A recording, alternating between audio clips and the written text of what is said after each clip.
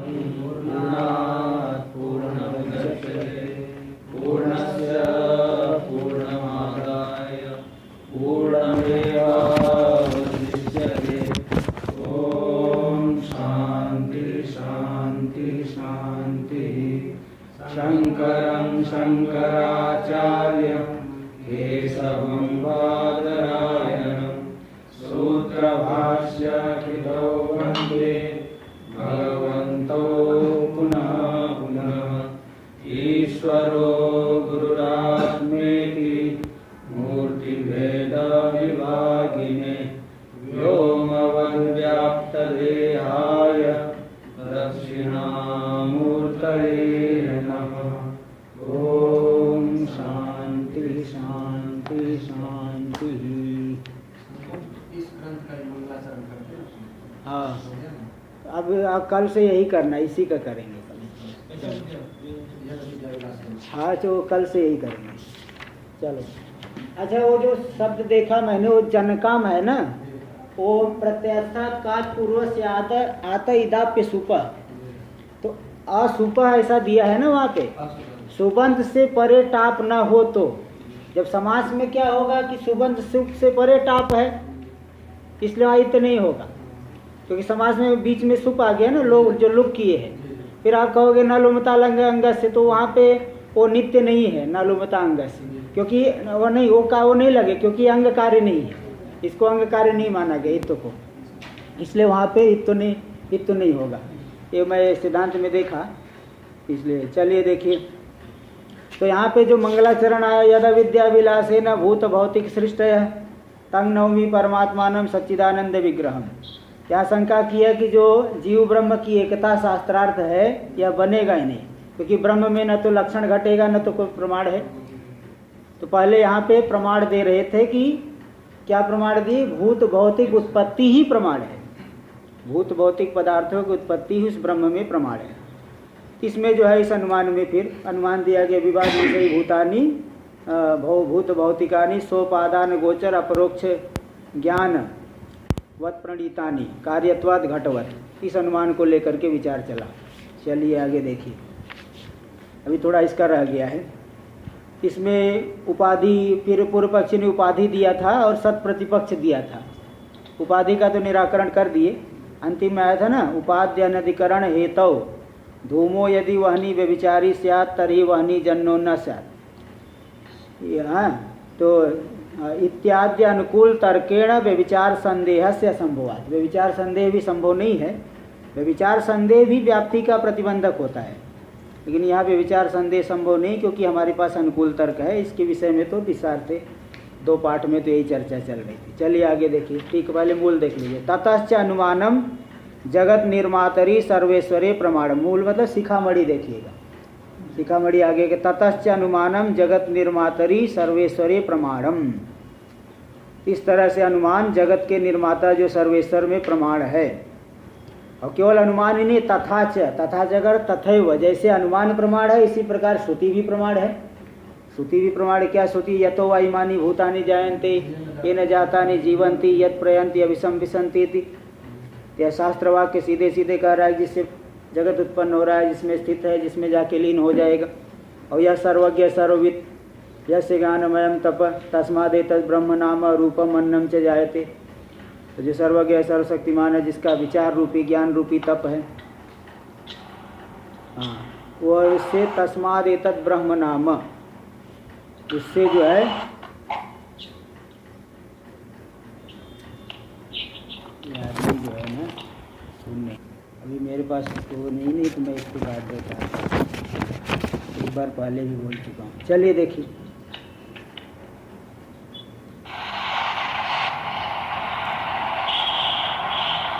चलो मैं मेरी तरफ से बंद कर देता हूँ, स्पीकर ऑफ करो उनका।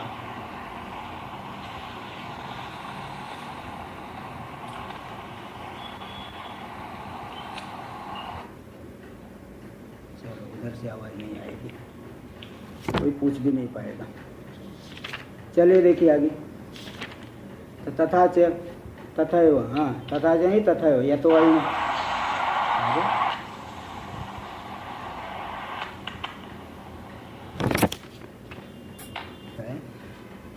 बीच बीच में आएगा।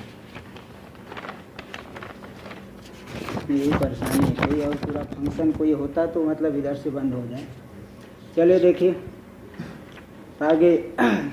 तथैव मतलब तथा च मतलब तथैव, ये श्रुतियाँ भी प्रमाण है कि वो ईश्वर है। इत्यादि श्रुतिश्च सर्वज्ञेश्वरी प्रमाणम, इत्यादि श्रुतियाँ भी सर्वज्ञ ईश्वर के होने में प्रमाण है। देखिए टीका में इसका अतः थोड़ा सा भी इसका और न्याय वाली कुछ उपाधि वाली बातें रह गई है। वो देखिए दो दोष दिया था ना सिद्धांतिक अनुमान में। पहला दोष दिया, क्या दिया? उपाधि। हाँ, सत प्रतिपक्ष भी दिया उपाधि, उपाधि वाले दोष को तो हटा दिए। और उसी का थोड़ा सा ये भी, अतएव व्यभिचार संशयस्यापि व्याप्ति ज्ञान प्रतिबंधकत्वादेव अनुकूल तर्क विरह दशायाम पक्षेतरत्वम संदिग्धोपाधिरित्य विधानम ग्रंथकृताम संगच्छते। अतएव यानी व्यभिचार संशयस्यापि व्याप्ति ज्ञान प्रतिबंधकत्वादेव, व्यभिचार का संशय भी व्याप्ति ज्ञान का प्रतिबंधक है। इस हेतु से ही देखिए, जहाँ व्यभिचार संशय होता है ना, अनुकूल तर्क यदि है आपके पास, तब तो जो है वो व्यभिचार संशय आदि हट जाएगा। नहीं तो अगर अनुकूल तर्क नहीं, तो व्यभिचार का अगर निश्चय नहीं, संशय भी है, तो भी व्याप्ति ज्ञान का प्रतिबंध होता है। इसीलिए देखिए अन्यत्र आया है कि अनुकूल तर्क विरह दशायाम पक्षेतरत्वम संदिग्धोपाधि। कोई भी आप अनुमान करो, कोई भी अनुमान आप कितना भी सद हेतु हो, मैं उसमें पक्षेतरत्व उपाधि लगा दूंगा। पर्वतो वहनीमान धूमात, इसमें पक्षेतरत्व उपाधि है, घटा लो। साध्य व्यापकत्व से साधना व्यापकत्व, साध्य व्यापकत्व कहाँ घटाते हैं? दृष्टांत में। दृष्टांत पक्ष से इतर है कि नहीं? भाई महानस पक्ष तो आप पर्वत को बनाए हो, और महानस है दृष्टांत, उसमें पक्ष इतर हुआ कि नहीं? उसमें रहेगा पक्षेतरत्व। यत्र यत्र वहनी तत्र तत्र पक्षेतरत्वम अस्ति, दृष्टांत महानस में घटा लो। और यत्र यत्र धूमः तत्र तत्र पक्षेतरत्वम नास्ति। कोई भी अनुमान आप उठा दो, वहाँ पे हम उपाधि रख देंगे। क्या उपाधि? पक्षेतरत्वम। तो पक्षेतरत्व अगर उपाधि मान लिया जाए तो एक भी अनुमान कर पाओगे? कोई अनुमान नहीं हो पाएगा। इसलिए पक्षेतरत्व को उपाधि नहीं माना जाता। लेकिन अन्य ग्रंथकारों ने कहा है, अगर व्यभिचार शंका का वारक, मतलब व्यभिचार संशय का वारक अनुकूल तर्क नहीं है, तब पक्षेतरत्व को भी उपाधि माना जाएगा। व्यभिचार शंका की निवृत्ति करने वाला अनुकूल तर्क होता है। अगर अनुकूल तर्क नहीं है तो पक्षेतरत्व को भी उपाधि मान लिया जाएगा। इससे यही सिद्ध होता है कि व्यभिचार संशय भी व्याप्ति का प्रतिबंधक होता है। तो ग्रंथकारों ने माना है कि पक्षेतरत्व को तो उपाधि नहीं मान सकते, क्योंकि पक्षेतरत्व को उपाधि मान लिए तो पूरे अनुमान मात्र का उच्छेद हो जाएगा। कोई भी अनुमान में आप पक्षेतरत्व आंख बंद करके उपाधि लगा दो। अब घटा लो, कोई भी घटा ले, कितना भी बड़ा विद्वान है, पक्षेतरत्व घटेगा। घटा उसका निवारण नहीं कर सकते। तो अगर इसको मान लिया जाए तो अनुमान मात्र का उच्छेद हो रहा है। इसलिए तब यहाँ ये निश्चय हुआ कि नहीं, पक्षेतरत्व उपाधि नहीं बनेगी, नहीं तो अनुमान मात्र का उच्छेद होगा। फिर भी विद्वानों ने माना जहाँ व्यभिचार शंका निवर्तक अनुकूल तर्क नहीं है तो पक्षेतरत्व उपाधि माना जाएगा। इससे सिद्ध होता है कि व्यभिचार संशय भी व्याप्ति ज्ञान का प्रतिबंधक होता है। इसलिए व्यभिचार हमारे पास तो अनुकूल तर्क है, यदि वह निर्नश्यत तरी दोनों भी नश्यत वह निजन्यत्वात्। इसलिए अनुकूल तर्क होने की वजह से वहाँ पे व्यभिचार संशय नहीं है। व्यभिचार शंका की निवृत्ति हो जाएगी और उपाधि नहीं घटेगा। तथा च कथम अनुमानात ईश्वर सिद्धि रीति चेत, अनुमान से ईश्वर उक्ता, कथम उक्ता अनुमानात ईश्वर सिद्धि रीति चेत। तो जब संधि व्यभिचार संशय है तो उक्त अनुमान से ईश्वर सिद्धि कैसे होगी? इति चेत, तो सिद्धांति ने बता दिए नहीं, न तावद अस्मदीय पूर्वोक्त ईश्वर साधक अनुमाने त्वदीय अनुमाने न सत प्रतिपक्षत्वम। तथा च, हाँ, उक्त अनुमान में कैसे ईश्वर की सिद्धि होगी? क्या सिद्धांति बता रहे नहीं, दो दोष आपने दिया था, एक तो उपाधि वाला दोष और दूसरा सत प्रतिपक्ष। तो बोले नहीं, न तावद अस्मदीय पूर्वोक्त ईश्वर साधक अनुमानी, हमारे जो पूर्वोक्त ईश्वर साधक अनुमान में त्वदीय अनुमाने न, पूर्व पक्षी ने फिर अनुमान दिया था सत प्रतिपक्ष अनुमान। वो अनुमान क्या था याद है? भौतिकानि हाँ। कर्तृजन्यानि शरीरजन्यत्वात् शरीरा, हाँ, शरीराजन्यत्वात् यन्नैवं तन्नैवं घटवत्। ते देखो वो दे दिया कि जो भूत भौतिक प्रपंच है वह अपरोक्ष ज्ञान वाले कर्ता के द्वारा जन्य नहीं है, क्योंकि शरीर से जन्य नहीं। यन्नैवं तन्नैवं घटवत्, देखो घट वाला घट देख लीजिए तो जो ऐसा नहीं है, क्योंकि वहाँ पे अपरोक्ष घट में तो अपरोक्ष साध्य का अभाव और हेतु का अभाव, क्योंकि घट तो अपरोक्ष ज्ञान वाले के द्वारा जन्य है, यानी कुलाल के द्वारा जन्य है घट। और वहाँ पे शरीराजन्यत्व नहीं बल्कि शरीर जन्यत्व है, साध्य भी नहीं हेतु भी नहीं। लेकिन पक्ष में शरीराजन्यत्व यानी प्रपंच में शरीर जन्यत्व नहीं, शरीर जन्यत्व नहीं बल्कि शरीराजन्यत्व है। इसलिए अपरोक्ष ज्ञानवत प्रणीतत्व भी रचितत्व भी नहीं रहेगा। ये सत प्रतिपक्ष अनुमान दिया पूर्व पक्षी ने। घटादि में तो देखो अपरोक्ष ज्ञान वाले के द्वारा प्रणीतत्व है, इसलिए शरीराजन्यत्व नहीं बल्कि शरीर जन्यत्व है। साध्य का अभाव है, हेतु का अभाव है। लेकिन हेतु रह रहा है प्रपंच में शरीराजन्यत्व, क्योंकि प्रपंच शरीर वाले के द्वारा रचित, शरीर के द्वारा रचित है क्या? वहाँ शरीर है क्या? ईश्वर का शरीर मानते नहीं। और माया में तो माया का तो कल बता दिया कि माया में शरीर का लक्षण घटेगा नहीं। इसलिए शरीराजन्यत्व हेतु रह रहा है प्रपंच में, और वहाँ पे अपरोक्ष ज्ञानवद प्रणीतत्व का अभाव रहेगा। इस तरह से जो है सत प्रतिपक्ष अनुमान हो गया। विपरीत अनुमान के द्वारा साध्य के अभाव की सिद्धि कर दिए। क्या सिद्धांति उसकी बात का जवाब दे रहा है कि इति चेत न, ऐसा मत कहो। अस्मदि पूर्वोक्त ईश्वर साधक अनुमान में त्वदीय अनुमानेन सत्प्रतिपक्षत्वम न को यहाँ जोड़ना है, न तावत सत्प्रतिपक्षत्वम, सत्प्रतिपक्षत्व नहीं हो पाएगा। क्यों? क्योंकि त्वदीय अनुमान है। जैसे हमारे अनुमान में पहले आप व्यभिचार शंका किए थे, हम भी आपके भी अनुमान में व्यभिचार शंका करेंगे। हेतु रस्तु साध्यम मास्तु शरीराजन्यत्वम अस्तु किंतु अपरोक्ष ज्ञानवद प्रणीतत्वा भावो मास्तु, हेतु रस्तु साध्यम मास्तु। व्यभिचार शंका करें, उसका अनुकूल तर्क आपको देना पड़ेगा। जरा बताओ, अनुकूल तर्क दो। देखो त्वदीय अनुमान में विपक्ष बाधक अनुकूल तर्काभावात, विपक्ष बाधक अनुकूल तर्क नहीं आपके अनुमान में। इसीलिए शरीराजन्यत्व हेतु शरीर रूप विशेषण से असिद्धि वारकस्यापि, शरीराजन्यत्व हेतु में शरीर रूप विशेषण में असिद्धि वारकस्यापि व्यभिचारा वारकत्वेन, तो जो विशेषण दिए है, देखो एक और भी समाधान, आपके अनुमान में हम भी उपाधि दे देंगे। क्योंकि देखिए अजन्यत्व कोई हेतु बना सकते थे, शरीराजन्यत्व को आपने हेतु क्यों बनाया? तो शरीर पद विशेषण दिया ना। यह विशेषण देखो दो प्रकार के विशेषण, एक तो असिद्धि वारक और एक होते हैं व्यभिचार वारक। असिद्धि वारक मतलब स्वरूपा सिद्धि, कि इस विशेषण के नहीं देने पर पक्ष में हेतु रहेगा ही नहीं, तो स्वरूपा सिद्धि दोष होगा। अजन्यत्व, जगत में प्रपंच में अजन्यत्व है क्या? वो तो जन्य है। तो केवल अजन्यत्व को हेतु बनाओगे तो पक्ष में हेतु अजन्यत्व हेतु रहेगा ही नहीं। क्या दोष होगा? स्वरूपा सिद्धि। लेकिन जब दे देंगे विशेषण शरीर, शरीराजन्यत्व, शरीराजन्यत्व हेतु रह गया पक्ष में।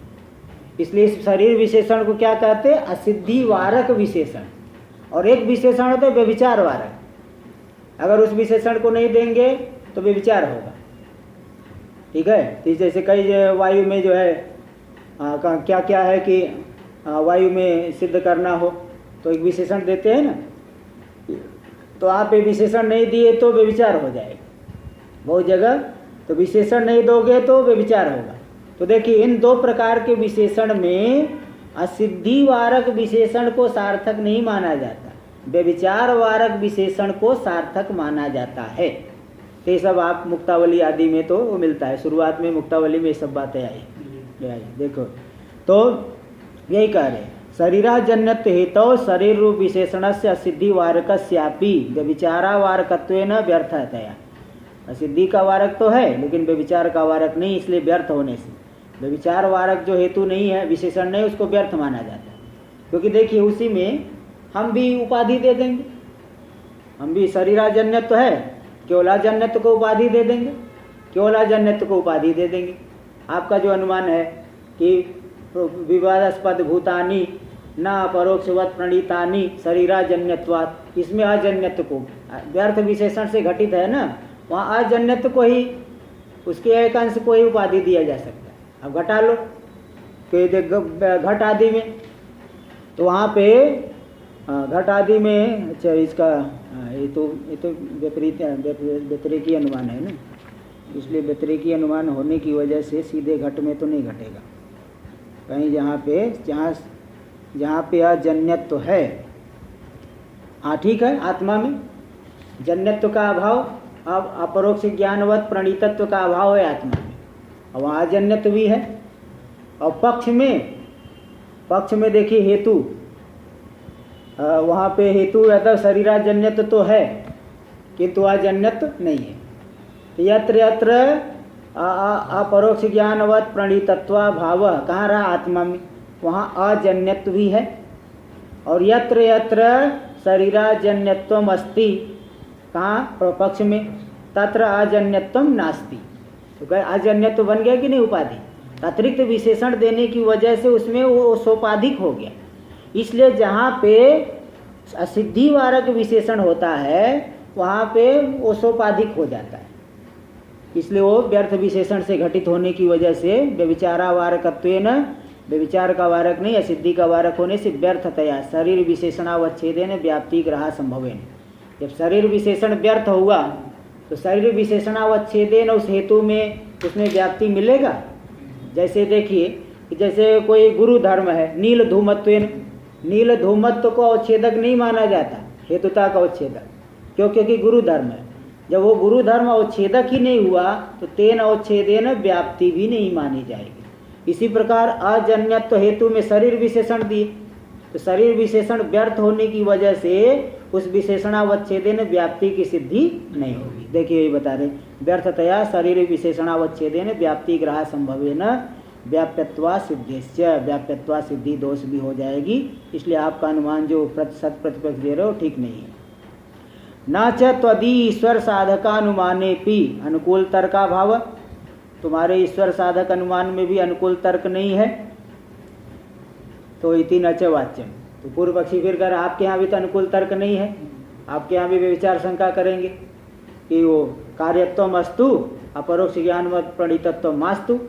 तो बोले नहीं, सिद्धांति फिर याद दिला रहा है, पूर्व में तो बता चुके, फिर भी याद दिला रहा है नहीं, जन्य पदार्थत्वेन सोपादान गोचरा परोक्ष ज्ञानवत्वेन च कार्य कारण भाव रूप बाधस्य अनुकूल तर्कस्य भाव बाध रूपस्य कार्य कारण भाव बाध रूपस्य अनुकूल तर्कस्य लाघवानुगृहीतेन इत्यादि वाक्य दर्शितत्वात्। लाघवानुगृहित प्रत्यक्ष के द्वारा घटादि में देख लीजिए, यत्र यत्र कार्यत्वम तत्र तत्र अपरोक्ष ज्ञानवत प्रणीतत्वम, तो विशेष व्याप्ति मानोगे तो गौरव होगा।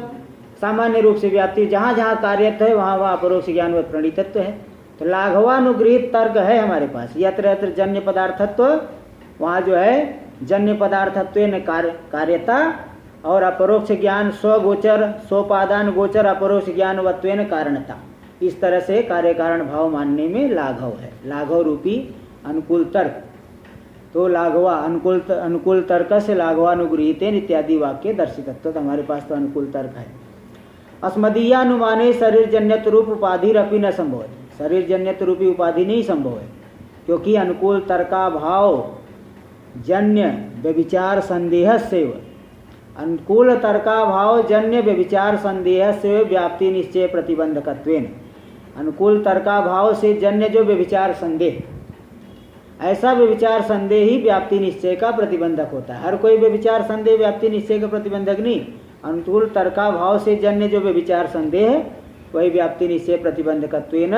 हमारे पास तो अनुकूल तर्क है, जन्य पदार्थत्वेन सोपादान गोचर अपरोक्ष ज्ञानवत्वेन च कार्य कारण भाव प्रसिद्धि बाध रूपस्य विपक्ष बाधकानुकूल तर्कस्य सत्वेन, कार्य कारण भाव प्रसिद्धि बाध रूपी जो विपक्ष बाधक अनुकूल तर्क, यानी आपके जो है व्यभिचार संदेह का जो बाध रूप है, कार्य कारण भाव की सिद्धि हो रही, ये कार्य कारण भाव प्रसिद्धि बाध रूपी जो किसका बाध रूप है, व्यभिचार संदेह का बाध रूप, ऐसा विपक्ष बाधक अनुकूल तर्क सत्वे तर्क से सत्वेन विपक्ष बाधक अनुकूल तर्क होने से कार्यत्व रूप हेतु हो साध्य व्याप्यत्व निश्चयन। कार्यत्व रूपी हेतु में साध्य व्याप्यत्व का निश्चय आ गया, क्योंकि देखिए जब अनुकूल तर्क है तो व्यभिचार शंका का बाध हो गया। व्यभिचार शंका का बाध होने से विपक्ष बाधक अनुकूल तर्क होने से व्याप्ति का निश्चय हो गया। कार्यत्व रूप हेतु में साध्य व्याप्यत्व निश्चय न साध्य व्याप्या व्यापकत्वेन शरीर जन्यत्वस्य साध्या व्यापकत्व निश्चयन साधना व्यापकत्वेन। देखिए साध्य व्याप्यत्व निश्चयन, साध्य कार्यत्व रूपी हेतु में साध्य व्याप्यत्व का निश्चय हो गया। इसलिए निश्चय होने से साध्य व्याप्या व्यापकत्वेन शरीर जन्यत्वस्य साध्य के व्याप्य, देखो साध्य जो है कौन अपर सोपादान गोचर अपरोक्ष ज्ञानवत प्रणीतत्व, वह जब साध्य के उस साध्य का व्याप्य कौन हुआ? कार्यत्व रूपी हेतु। तो ऐसा कार्यत्व रूपी हेतु साध्य का व्याप्य हुआ, ऐसा निश्चय हुआ। तो साध्य के व्याप्य का व्यापक उपाधि जो होती है साधन की अव्यापक होती है, उपाधि होती है साधन की अव्यापक। तो जब साध्य का व्याप्यत्व आ गया कहाँ पे? हेतु में। तो वह साध्य के व्याप्य का अव्यापक है कौन? उपाधि। साध्य का व्याप्य हेतु है, ठीक है। साध्य व्याप्ति ग्रहण हो चुका है, अनुकूल तर्क है, इसलिए कार्यत्व हेतु में साध्य व्यापकत्व है। तो साध्य का व्याप्य उसका अव्यापक है कौन? उपाधि। तो साध्य की व्यापक बनेगी। साध्य अधिक देश में रह रहा है, उसका जो उसकी व्याप्ति रह रही साधन में न्यून देश में, इस न्यून देश वाले की व्यापक नहीं है उपाधि, तो साध्य की व्यापक बनेगी? सुतराम नहीं बनेगी। इसलिए साध्य व्यापकत्व ही नहीं घटेगा, साध्य व्यापकत्व घटा नहीं पाओगे। इसलिए साध्य व्याप्या व्यापकत्वेन शरीर जन्यत्वस्य साध्या व्यापकत्व निश्चयेन, साध्य के व्यापकत्व का निश्चय होने से साधना व्यापक। और दूसरी बात देखिए, साधना व्यापकत्व भी नहीं घटा पाओगे, साध्य व्यापकत्व नहीं घटा पाए और साधना व्यापकत्व भी नहीं घटा पाओगे। क्यों? साध्य व्याप्या व्यापकत्वेन शरीर, ये तो नहीं, ये तो हो गया, ये तो दिखा दिए ना। हाँ, जन्यत्व से ऊपर पंक्ति हो गई। साध्या व्यापकत्व निश्चयेन और साधना व्यापकत्वेन साध्य व्याप्या व्यापकत्वेन शरीर जन्यत्वस्य साध्या व्यापकत्व निश्चयेन साधना व्यापकत्वेन साध्य व्यापकत्वेन वा संदिग्धो पारित्वा संभवाय। तो पहले देखिए यहाँ तक तो आ गया कि वो साध्य का के व्याप्य का अव्यापक होने से साध्य के अव्यापकत्व का निश्चय हो गया ना। साधना व्यापकत्वेन पहले ऊपर आया कि साध्य व्याप्यत्व निश्चयेन साध्य व्याप्या व्यापकत्वेन शरीर जन्यत्व साध्य अव्यापकत्व निश्चयेन, इसलिए साध्य का व्यापक नहीं हुई। और साधना व्यापकत्वेन और साध्य व्याप्या व्यापकत्वेन, साधन का व्यापक और साध्य व्याप्य अव्यापकत्वेन शरीर जन्यत्व, इसलिए वो साधन का साध्या व्यापकत्व निश्चय है, साध्य के अव्यापकत्व का निश्चय हुआ। इसलिए ऐसा निश्चय होने से और साधना व्यापकत्वेन साध्य व्याप्या व्यापकत्वेन, साधन का व्यापक होने से साध्य के व्याप्य के अव्यापक होने से शरीर जन्यत्वस्य साध्या व्यापकत्व निश्चय, साध्य के व्याप्य का जब अव्यापक हुई तो साध्य का व्यापक हो पाएगी जब साध्य के व्याप्य का अव्यापक हुई। पहली बात बता दी कि अनुकूल तर्क होने से कार्यत्व रूपी हेतु में साध्य व्यापकत्व का निश्चय है। अब उपाधि को होना चाहिए साधन का अव्यापक। अब जब साधन का अव्यापक उपाधि घटाओगे तभी साधन अव्यापकत्व घटेगा, तभी तो उपाधि हो पाएगी। तो जब साधन जो है साधन का अव्यापक हुई, मतलब साध्य के व्याप्य का अव्यापक हुई, तो जब साध्य के व्याप्य का अव्यापक हुई तो साध्य का व्यापक होगी? नहीं हो पाए। देखो यही बात बता दी, वही बता रहे साधना व्यापकत्वेन साध्य व्यापक। वो कौन सी कहाँ तक हो गया कि हमारा साधना व्यापकत्वेन साध्य व्याप्या व्यापकत्वेन शरीर जन्यत्व से यहाँ तक आ गया। आगे देखिए साध्या व्यापकत्व निश्चयेन साधना व्यापकत्वेन, कहाँ तक कि हमारा हो गया कि कार्यत्व रूप साध्या व्याप्यत्व निश्चयेन साध्य व्याप्या व्यापकत्वेन। इसलिए साध्य व्याप्यत्व निश्चय हो तो हो गया कार्यत्व रूपी हेतु, इसलिए साध्य व्याप्या व्यापकत्व ने शरीरजन्यत्व से साध्या व्यापकत्व निश्चय यहाँ कॉमा कर दीजिए। एक जो है मतलब साध्य व्यापकत्व नहीं आया। अब आगे देख लीजिए, अब आपको इसमें दिखाना है कि जब साध्य का अव्यापकत्व यानी व्यापकत्व नहीं आया, ये तो विपरीत हो गया। और दूसरा साधन का अव्यापकत्व आना चाहिए ना, साधन का अव्यापकत्व भी देखो इसको विघटन करेंगे। साधना व्यापकत्वेन साध्य व्याप्या व्यापकत्वेन, तो जो साधन का अव्यापकत्व घटाना पड़ेगा, मतलब साधन का अव्यापकत्व कहने का मतलब है साध्य के व्यापक व्याप्य का अव्यापक हो गई। जब साधन का अव्यापक हुई मतलब साध्य के व्याप्य का अव्यापक हुई। जब साध्य के व्याप्य का अव्यापक हुई तो साध्य का व्यापक होगी क्या? साध्य व्यापक घटेगा ही नहीं। वही कह रहे साधना, हाँ, साधना व्यापकत्वेन साध्य व्याप्या व्यापकत्वेन शरीरजन्यत्व से साध्य व्यापकत्व निश्चय।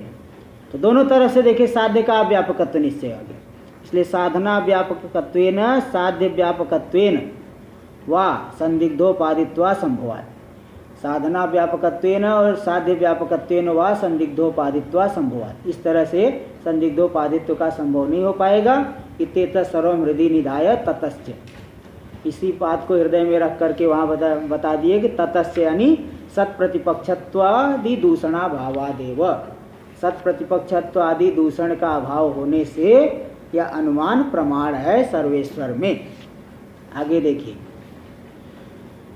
ननु अनुमानस्य व ईश्वर साधकत्वे, अगर अनुमान को ही ईश्वर का साधक मान लोगे तो तत्प्रतिपादक वेदोपनिषद भागस्य अध्ययन वैफल्यम, उस ईश्वर का प्रतिपादक जो वेद का उपनिषद भाग हो तो उसका अध्ययन विफल हो गया, क्योंकि ईश्वर में क्या प्रमाण? अनुमान है, फिर वेद की जरूरत ही नहीं, उपनिषद भाग की आवश्यकता ही नहीं। इत्याशंक क्या है? बोले नहीं, जैसे अनुमान प्रमाण उसी प्रकार शास्त्र भी प्रमाण है।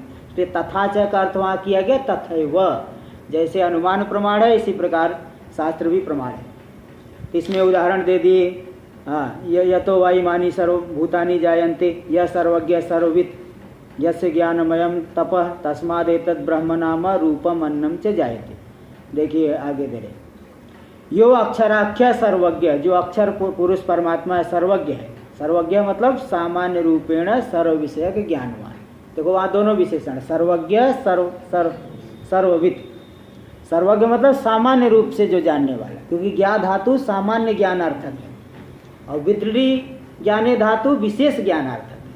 तो सामान्य रूप से भी सबको जानता है, विशेष रूप से भी जानता है, इसी को स्पष्ट करेंगे। तो यानी सामान्य रूपेण सर्व विषयक ज्ञानवान। ननु पदार्थत्वादि रूपेण सामान्य धर्मेण सर्व विषयक ज्ञानवत्वम जीवानाम अपि संभवति। बोले जीव भी तो सबको जानते हैं, क्यों? क्योंकि केन रूपेण पदार्थत्वेन। जैसे आप दुनिया के सभी मनुष्यों को आप जानते हो, क्यों? कैसे? मनुष्यत्वेन। कोई भी मनुष्य है जिसको आप जीवन में कभी देखे ही नहीं, सुने ही नहीं है, उसको भी आप मनुष्यत्वेन जानते हो। इसी प्रकार संसार के सभी पदार्थों को आप जानते हो, केन रूपेण पदार्थत्वेन। किसी न किसी पद का अर्थ है, किसी न किसी पद का अर्थ होगा, इसलिए पदार्थत्वेन सर्वज्ञ तो जीव भी है। तो ईश्वर को कैसे कहा? जीव में ही घट गया है। तो वही कह रहे हैं, ननु पदार्थत्वादि सामान्य धर्म रूप, पदार्थत्वादि रूप सामान्य धर्मेण सर्व विषयक ज्ञानवत्वम जीवानाम अपि संभवति। सर्व विषयक ज्ञानवत्ता तो जीवों में भी है। इति कथम अनेन वाक्येन ईश्वर सिद्धि, इस वाक्य के द्वारा ईश्वर की सिद्धि कैसे होगी? या तो सर्व विषयक ज्ञान वाला जीव भी हो गया, केन रूपेण पदार्थत्वेन। इत्याशंक्य सर्ववित्, इसीलिए बोले नहीं सर्ववित् भी है, विशेष रूप से भी जानते हैं। घटत्व पटत्व आदि रूप तत्तद विशेष धर्मेण आपि सर्व विषयक ज्ञानवान इत्यर्थ। घटत्व पटत्व आदि रूप तत्तद विशेष धर्म से भी सर्व विषयक ज्ञान वाले है परमात्मा। जीव जो है घटत्व पटत्व आदि विशेष धर्म से सभी को नहीं जानता, सामान्य रूप से भले जानता। अथवा एक दूसरे प्रकार से अर्थ करें, सामान्य मतलब समष्टि रूपेण मायाख्य उपाधिना सर्व जानाति इति सर्वज्ञ। माया रूपी उपाधि के द्वारा, माया संज्ञक उपाधि के द्वारा सबको जानते, इसलिए सर्वज्ञ। अब इसके द्वारा तो जीव में भी नहीं ले पाओगे सामान्य रूप से, क्योंकि माया रूपी उपाधि के द्वारा पूरे जगत को जानते हैं। तो जीव माया के द्वारा जानेगा क्या? नहीं जान पाएगा। और विशेषण मतलब व्यष्टि रूपेण अविद्याख्य उपाधिना, व्यष्टि रूप से मतलब अविद्या रूपी उपाधि के द्वारा अनंत जीव भावमापन्न, अनंत जीव भाव की प्राप्ति करके स एव वही परमात्मा सर्वस्व उपाधिम तत्संश्लिष्टम च वेत्तिम, संपूर्ण उपाधि और उपाधि से संश्लिष्ट सर्वस्व उपाधिम, सर्वस्व उपाधिम संपूर्ण उपाधियों को और उस तत्संश्लिष्टम च उन उपाधियों से संश्लिष्ट सभी को जानते हैं। इति वा इति सर्वविद्वा, इति वा इस तरह से दूसरा अर्थ कर दिए। इस प्रकार से सर्वज्ञ सर्वविद पदयोर अर्थ, सर्वज्ञ और सर्वविद पद का अर्थ है। तो मतलब ये इसमें अनुमान तो प्रमाण है ही, श्रुति भी प्रमाण है। तो यहाँ तक इन्होंने ये बता दिया। लक्षण का आगे मूल में तो लक्षण का देंगे, पहले अभी थोड़ा सा और टीका दे रहे आगे। ननु एवमपि प्रजापति विशेष कश्चित् जीव एवं सर्वज्ञत्व आदि विशेषणवान स्यात्। बोले ठीक है, चलो इस प्रकार से तो प्रजापति विशेष कोई जीव, जैसे ब्रह्मा जी हो गए, प्रजापति हो गए, वही जीव सर्वज्ञ हो जाए। वो तो बहुत जानते हैं, हम लोग कम जानते हैं। तो प्रजापति विशेष रूपी जो कोई जीव है वही सर्वज्ञत्व आदि विशेषण वाले हो जाए, इत्याशंका। इसी आशंका का उत्थापन करके निराकरण करने के लिए कह रहे नहीं, यस्य ज्ञानमयम तपः, जिसका ज्ञान रूपी विचार रूपी सृज्यमान सर्व पदार्थ विषयक जो वृत्ति ज्ञान आलोचना रूपी तप है। प्रजापति का सृज्यमान सर्व पदार्थ विषयक आलोचना नहीं, सृष्टि वो तो सृष्टि के पहले होती है। प्रजापति का ऐसा तप है क्या? प्रजापति का ऐसा तप नहीं है। देखिए इसलिए दे रहे यस्य भगवतः, जिस भगवान का ज्ञानमयम यानी सत्व प्रधान मायायाः सृज्यमान सर्व पदार्थ विषयक ज्ञानाख्य विकार एव तप, जिस भगवान का ज्ञानमय तप है। ज्ञानमय तप का मतलब क्या है कि सृज्य सत्व प्रधान जो माया में वृत्ति उठेगी। ईश्वर में चैतन्य में थोड़ी वृत्ति उठती, हम लोग भी विचार करते तो वृत्ति कहाँ हो, तो अंतःकरण की वृत्ति उठेगी। जीव तो चेतन तो उसका प्रकाशन कर देगा, वृत्ति में प्रतिफलित होकर के प्रकाशन कर दिया, उसके साथ तादात्म्य होने से ऐसा लगता है मुझे ही ज्ञान हो रहा है। तो इसलिए वहाँ वृत्ति तो माया में बनेगी। जिस भगवान का ज्ञानमय तप है मतलब सत्व प्रधान माया का सृज्यमान सर्व पदार्थ विषयक ज्ञानाख्य विकार रूपी तप, सृज्यमान सर्व पदार्थ विषयक वो माया में वृत्ति उठेगी। इदम इदानीम सृष्टव्यम, इदम इदानीम पालयितव्यम, ये सब आगे बताएंगे। इसी में इस तरह की वृत्ति उठती है, तो उस वृत्ति के आधार पे उसका प्रकाशन करके फिर आगे जो है सृष्टि होती है। तो सत्व प्रधान माया सृज्यमान सर्व पदार्थ विषय ज्ञानाख्य विकार एव तप, ज्ञान रूपी विकार ही तप है। न तो प्रजापति नाम इव क्लेश रूपम, प्रजापति ये लोग तो क्लेश जो ब्रह्मा भाव को प्राप्त किए हैं, उन्होंने बहुत घोर तपस्या की है, बहुत उपासना की, बहुत तपस्या की है, तो शरीर को क्लेश दिए है ना। भाई उपासना भी करेंगे तो भी तो नाना प्रकार के व्रत करना पड़ता है। जैसे कोई बात आया कि यहाँ पे वो सप्तमी के दिन आए और पता चला अगले दिन कृष्ण जन्माष्टमी थी, उस दिन उपवास करना पड़ गया, तो उसे 2 दिन बाद एकादशी पड़ गई। फिर उपवास करना पड़ गया और भाग लिए। आज बोले यार यहाँ तो रोज रोज भूखा मार रहे हैं। तो ये मतलब जिसका ये क्लेश रूपी तप नहीं है बल्कि विचार रूपी तप है, इसलिए वो प्रजापति आदि का तो क्लेश रूपी तप है ना। यहाँ देखिए, न तो प्रजापति नामी वो क्लेश रूपम, प्रजापति आदि के समान क्लेश रूपी तप नहीं है बल्कि विचार ज्ञान रूपी तप है, इसलिए प्रजापति आदि को नहीं ले सकते। तस्माद यथोक्त सर्वज्ञत्व आदि विशिष्टात्, यथोक्त जो सर्वज्ञत्व आदि विशिष्ट ब्रह्म से कौन उत्पन्न हुआ? कार्य ब्रह्म, ब्रह्म उत्पन्न हुए मतलब कार्य ब्रह्म हिरण्यगर्भ की उत्पत्ति हुई। एतद् ब्रह्म यानी कार्य लक्षण हिरण्यगर्भाख्यम ब्रह्म, हिरण्यगर्भ ब्रह्म उत्पन्न हुए। और नाम यानी देवदत्त यज्ञदत्त आदि लक्षणम रूपम, लक्षणम ये नाम हो गया, और रूप यानी शुक्लादि स्वरूपम, विषय रूप का अर्थ विषय, कोई भी विषय ले लीजिए। तदपि अभिव्यक्तम, ये जो नाम रूप है ये भी कैसा लेना? अभिव्यक्त नाम रूप लेना, अनभिव्यक्त नहीं लेना, क्योंकि अनभिव्यक्त नाम रूप तो इससे पहले ही कहा जा चुका है। अनभिव्यक्त नाम रूप तो सृष्टि से पहले भी है। जैसे बीज वृक्ष बीज दशा में वृक्ष है, कैसा है? अनभिव्यक्त नाम रूप वाला। वही जब अंकुर आदि के माध्यम से बड़ा हो गया तो अभिव्यक्त नाम रूप वाला हो। इसी प्रकार सृष्टि से पहले भी जगत है, क्योंकि एकदम असत नहीं है। वेदांती भी सत्कार्यवाद मानते हैं। असत की ना सतो विद्यते भावो ना भावो विद्यते सत। असत की उत्पत्ति नहीं हो सकती, सत का अभाव नहीं हो सकता। इसलिए वो पहले भी कार्य है, किंतु अनभिव्यक्त नाम रूप वाला है। और जब सृष्टि होने के बाद नाम रूप की अभिव्यक्ति होना, यही इसी को जो है सृष्टि कहते हैं। इसलिए यहाँ देखिए, तपसा चीयते ब्रह्म ततो अन्नम अभिजायते अन्नात् प्राणो मनः सत्यम लोका कर्मसु चामृतम। तप के द्वारा ब्रह्म जो है चीयते यानी फूल जाता है। फूल जाता है मतलब जैसे कोई जो है लड़का होने वाला पिता जो है उसको विचार करके बहुत खुश हो जाएगा। इसी प्रकार आगे सृष्टि करना है तो परमात्मा भी जो है फूल गए, मतलब बहुत खुश हो गए। हाँ, तो तपसा चीयते ब्रह्म ततो अन्नम अभिजायते, उससे फिर जो है अन्न की उत्पत्ति हो जाती है। यहाँ पे अनभिव्यक्त अन्न को लेना, और बाद वाले श्लोक जो आया जिसकी पहले व्याख्या करें तो वहाँ पे नाम रूप से अभिव्यक्त लेना। ते बता रहे, अन्नात् प्राणो मनः सत्यम लोका कर्मसु चामृतम। अन्न से प्राण, फिर उसके अनंतर फिर मन, फिर सत्य, ये संपूर्ण लोक और कर्मों की सृष्टि किए, और कर्मों में अमृत रूपी फल की सृष्टि की। ये सब मुंडक उपनिषद का है। वो भी ऊपर जो आया यस्य ज्ञानमयम, तो भी मुंडक का ही है। ये पहले ये आया है, तपसा चीयते ब्रह्म, ये पहले आया है। और बाद में वो यस्य ज्ञानमयम तप वाला आया, जो यह सर्वज्ञ सर्ववित यस्य ज्ञानमयम, तो वो बाद में आया है। इसलिए बाद वाले मंत्र में जो दिया है अभिव्यक्त नाम रूप, और इस मंत्र में अभी जो बता रहे इसमें अनभिव्यक्त नाम रूप वाला। इति पूर्व वाक्य अन्न पद वेदनी अव्यक्त नाम रूप सृष्टेर अभिधानात्। इस पूर्व वाक्य में अन्न पद के द्वारा वेदनी अव्यक्त नाम रूप सृष्टि का विधान हुआ है। इसलिए बाद वाले में क्या लेना? अभिव्यक्त नाम रूप को, क्योंकि अनभिव्यक्त नाम रूप को तो पहले ही बताया जा चुका है।